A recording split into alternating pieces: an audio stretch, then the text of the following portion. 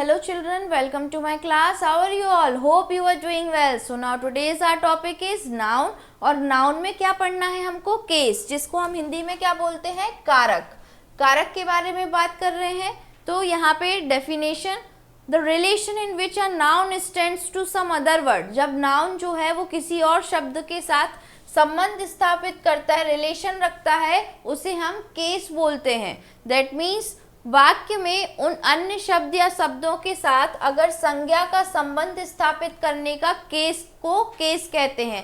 Noun के साथ जो उसका रिलेशन बताता है, कनेक्शन बताता है, दैट इज केस। तो केस को हिंदी में कारक कहते हैं और इंग्लिश में केस 5 प्रकार के होते हैं। First one is nominative case, that means कर्ता कारक जो काम कर रहा है। ऑब्जेक्टिव केस, कर्म कारक जिसने काम किया है, जिसके ऊपर काम हो रहा है, जिस ऑब्जेक्ट पे। पॉसेसिव केस, दैट मीन्स संबंध कारक जो हमें रिलेशन बताता है। वोकेटिव केस, दैट मीन्स संबोधन कारक जब हम किसी को रिक्वेस्ट कर रहे हैं, संबोध कर रहे हैं। Third last one is case in opposition, that means अधिकरण कारक जिसपे हम अधिकार बताएं। नाउ वन बाय वन हम एक एक केसेस को समझते हैं। First one is nominative case. तो वाक्य में जब नाउन जो है वो सब्जेक्ट का कार्य करता है, अगर कोई भी वाक्य में जो नाउन है वो अगर सब्जेक्ट का काम कर रहा है तो वो नॉमिनेटिव केस कहते हैं। जैसे कि द गर्ल ईट्स फूड। अब इसमें जो गर्ल है वो क्या है? नॉमिनेटिव केस है, क्योंकि मेन सब्जेक्ट क्या है? लड़की, जिसके बारे में बात होती है वो सब्जेक्ट होता है। तो लड़की जो है वो खाना खा रही है। I am about to reach, मैं जो हूँ वो पहुंचने वाला हूँ। तो यहाँ पे आई क्या होगा? नॉमिनेटिव केस होगा। Second one is objective case, जिसे हम कर्म कारक कहते हैं। तो वाक्य में जब नाउन ऑब्जेक्ट का कार्य करता है, जब नाउन ऑब्जेक्ट की तरह बिहेव करता है किसी सेंटेंस में, तो उसे हम ऑब्जेक्टिव केस कहते हैं। जैसे कि the cat killed the rat, तो ऑब्जेक्ट क्या हो गया? रैट। की कैट तो सब्जेक्ट है, कैट ने किस ऑब्जेक्ट को मारा? तो वो ऑब्जेक्ट है रैट। की कैट ने चूहे को मारा। Mohan reads a book, Mohan subject है, मोहन काम कर रहा है, लेकिन क्या काम कर रहा है? तो बुक पढ़ रहा है। तो बुक क्या बन जाएगी? ऑब्जेक्ट बन जाएगी। तो इन वाक्यों में रैट और बुक क्या है? ऑब्जेक्टिव केस है। तो सब्जेक्ट क्या है? वह शब्द होता है जिसके द्वारा वाक्य में कोई कार्य किया जाता है या जिसके विषय में कुछ कहा जाता है, वो कहलाता है सब्जेक्ट। और ऑब्जेक्ट क्या होता है? तो वह शब्द होता है जिस पर सब्जेक्ट के कार्यों का प्रभाव पड़ता है। जो सब्जेक्ट कार्य कर रहा है उसका प्रभाव उस ऑब्जेक्ट पे पड़ेगा, तो वो कहलाता है object. For example, Ram Yeats a mango. तो इस वाक्य में जो है राम द्वारा खाने का कार्य किया जा रहा है और राम सेंटेंस का क्या कहलाएगा? सब्जेक्ट। अब राम के खाने का प्रभाव किस पे पड़ रहा है? आम पर, क्योंकि वो आम खा रहा है। तो मैंगो जो है मैंगो पर पड़ रहा है, तो मैंगो वाक्य का ऑब्जेक्ट है। कौन एवं क्या लगाकर प्रश्न करें तो सब्जेक्ट तथा क्या, या किसको लगाकर प्रश्न करें तो उत्तर में क्रमशः सब्जेक्ट और ऑब्जेक्ट प्राप्त होते हैं। Third one is possessive case. तो जब नाउन का प्रयोग वाक्य में प्रयुक्त अन्य किसी नाउन के साथ संबंध अथवा अधिकार प्रकट करने के लिए प्रयोग किया जाता है तो उसे हम पॉसेसिव केस कहते हैं। मतलब जब नाउन जो है किसी वाक्य में हम प्रयोग कर रहे हैं, उसका दूसरे नाउन के साथ अगर हम कोई संबंध बन रहा है, संबंध बताते हैं, और या फिर वो अपना अधिकार बताता है, तो वो होता है पॉसेसिव केस। जैसे कि द किंग्स पैलेस, तो इसमें संबंध बता रहे हैं नाउन के साथ, किंग के साथ, कि वो जो महल है वो किसका है? तो वो महल राजा का है, the Kings palace. So now next, possessive बनाने के नियम क्या होते हैं? तो किसी सजीव नाउन के अंत में, सजीव मीन्स जो लिविंग थिंग है, अंत में अगर एपोस्ट्रोफ कॉमा है, ये एपोस्ट्रोफ कॉमा कहलाता है, और एस लगाते हैं। जैसे गर्ल जो है वो गर्ल्स हो जाता है, टीचर जो है वो टीचर्स हो जाता है।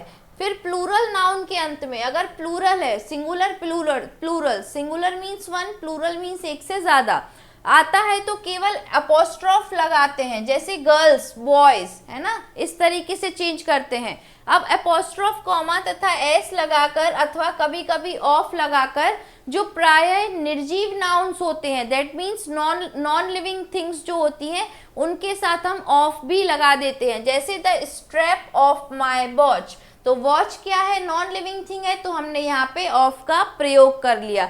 इज ब्रोकन, तो स्ट्रैप जो है उसका पट्टा जो है वो टूट गया है। अथवा my watch strap is broken, तो इसको हम इस तरीके से भी लिख सकते हैं।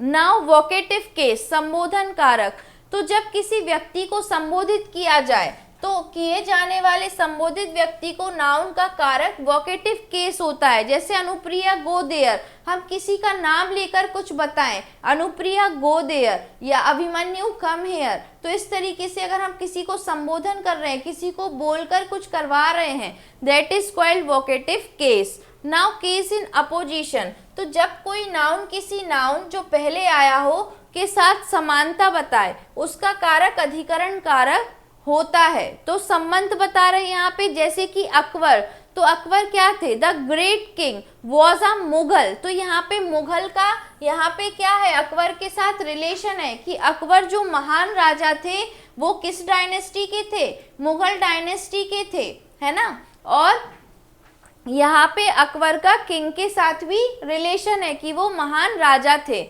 Now next we have a exercise part, first of all you have to do it by yourself, next then you have to tally it. Now first one is write the definition of case in English, case की definition हमें लिखनी है। So the relation in which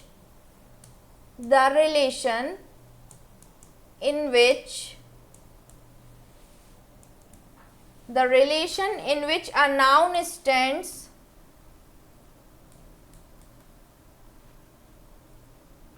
to some other word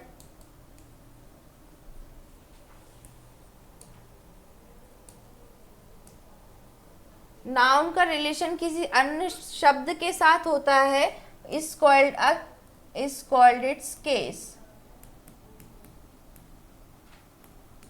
now next, how many kinds of cases are there, write their names with examples. तो examples आपने यहाँ पे पीछे पढ़े हैं, हम वही एग्जाम्पल्स दे सकते हैं। यहाँ पे मैं आपको एक एक करके सारे केसेस बताती हूँ। तो सबसे पहले हमने पढ़ा था nominative case,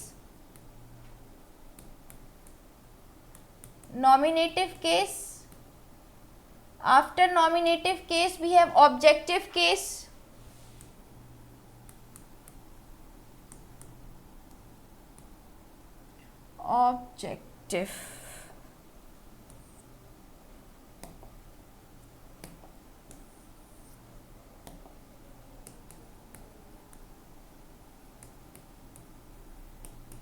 nominative case, objective case, next we have third one possessive case,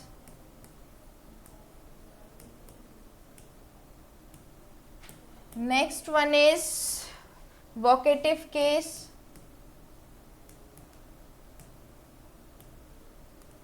next last one is case in opposition.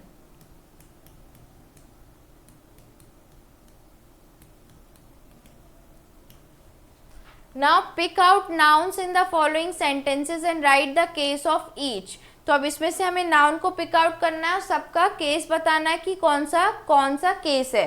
So first one has been done for you, my sister has written me a letter, sister ने, मेरी बहन ने मुझे letter लिखा, तो sister nominative case है और latter objective case है। Now in the second sentence, the children toys are broken, बच्चों के खिलौने टूटे हुए हैं। So here the children's toys are broken में जो नाउन है वो क्या क्या है, चिल्ड्रंस और टॉयज, खिलौने। नाउ नेक्स्ट, अब हमें बताना है कि इनके केसेस कौन कौन से हैं। सो फर्स्ट वन इज चिल्ड्रन, जो है वो बता रहा है क्योंकि खिलौने किसके हैं, चिल्ड्रन के हैं। So children will become possessive case. Now next one is toys, toys के बारे में बात हो रही है, तो टॉयज यहाँ पे क्या है, nominative case. Now third, Madhu where is your bike, Madhu से पूछा जा रहा है कि तुम्हारी बाइक कहाँ है। सो यहाँ पे कौन कौन से नाउन होंगे, मधु और बाइक नाउन होंगे। अब first one is Madhu, Madhu कौन सा नाउन होगा, so Madhu is a nominative case, subject है इसमें। नेक्स्ट, मधु की क्या है, बाइक है, मधु पूछ रही है कि where is your bike, so bike will again a nominative case. Now next, my brother Brijesh loves bike, मेरा जो भाई ब्रिजेश है जिसका नाम, उसको बाइक्स पसंद है, तो यहाँ पे माय ब्रदर, ब्रजेश, बाइक्स, ये सभी नाउन है। अब एक एक करके इनको बताते हैं। ब्रदर क्या है? नॉमिनेटिव है।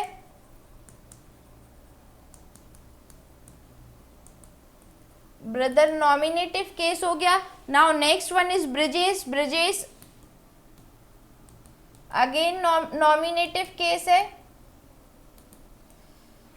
Now next bikes. Bikes were also accusative.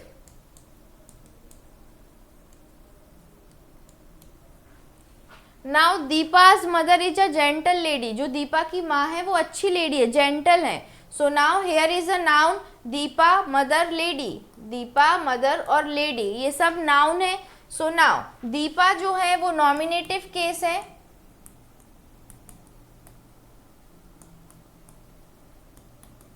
Nominative case है Deepa. Now next one is mother, generative.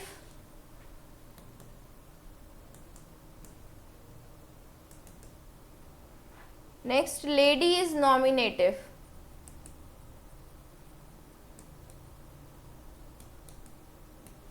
Now next write the possessive form of the following. इनका हमें सिर्फ पॉजेसिव फॉर्म लिखना है। तो the dog belonging to the lady. Dog जो है वो लेडी का है। सो यहाँ पे क्या हो जाएगा? Ladies dog. एपोस्ट्रॉफ हमने पढ़े थे। Now second the dresses of woman. Woman की ड्रेसेस है, so women's dresses.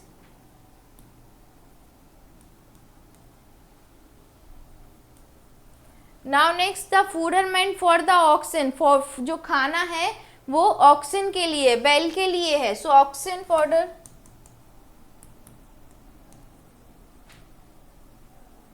Now the books for children. Children's की बुक्स हैं तो यहाँ पे children's books.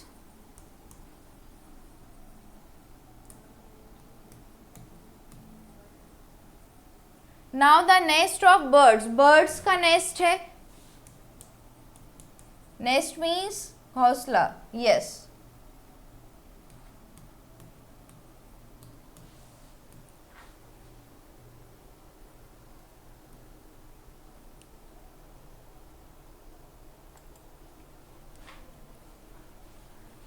So this is all about it बच्चों। यहाँ हमने केसेस पढ़े। केसेस में नॉमिनेटिव केस था, ऑब्जेक्टिव केस था, वोकेलेटिव था, and next one is last में पॉजेसिव केस भी हमने पढ़ा है, अपोजिशन केस भी पढ़ा है। तो ये सारे केस क्या हैं जिनका नाउन से हमें कोई ना कोई किसी ना किसी तरीके से रिलेशन पता चलता है। So this is all about it बच्चों।